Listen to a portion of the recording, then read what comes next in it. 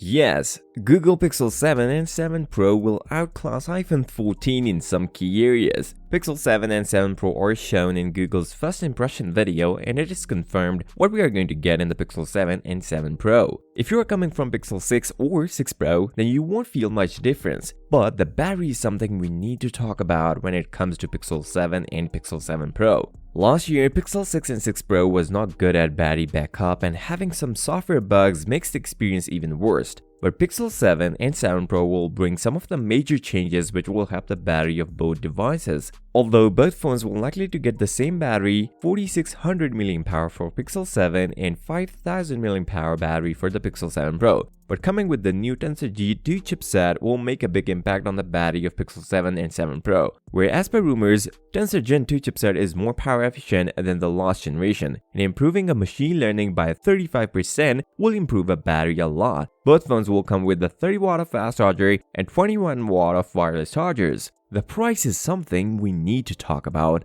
but do you guys know that it is free to subscribe to this channel? Google done the job here by beating the iPhone 14 and Galaxy S22. Google is keeping the price of Pixel 7 and 7 Pro. The big part of Pixel 7 and 7 Pro is its price. $599 for Pixel 7 and $899 for Pixel 7 Pro. iPhone 14 sales was already low where it cost $799, but Pixel 7 costs $200 less than iPhone 14, which is a big win. Same goes to Galaxy S22. But thing to notice, these prices are in US, and European markets may find some price jump due to inflation, somewhere between $699 to $799 for base model Pixel 7. And Google is also offering some gifts if you buy from Target, $100 if you pre-order Pixel 7 and $200 if you pre-order Pixel 7 Pro. The pre-orders will start from October 6 and phones will hit the market on October 13. This is where Pixel 7 brings the big changes. The new Tensor Gen 2 chipset.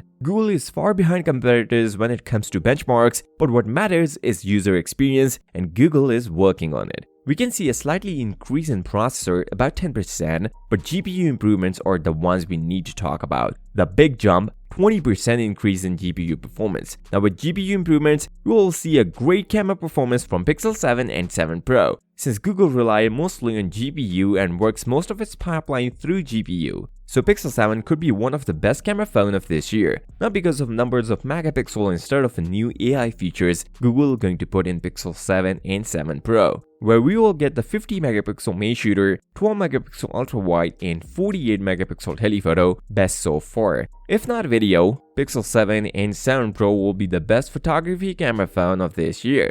If you're still thinking how much powerful Pixel 7 Pro can be, then you can check this video. I'll see you next time. Till then, peace out.